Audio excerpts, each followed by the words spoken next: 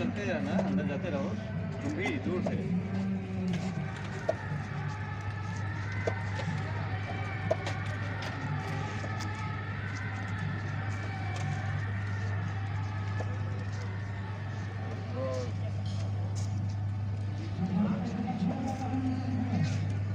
अलख निरंजन, हर हर महादेव।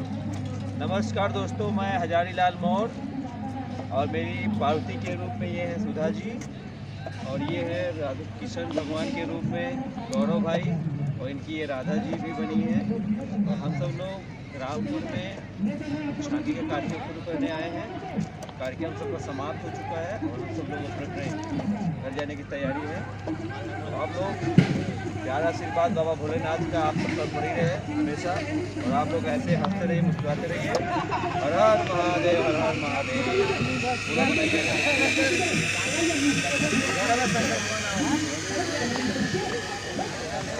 बस बस फोटो ले वीडियो बनाया है।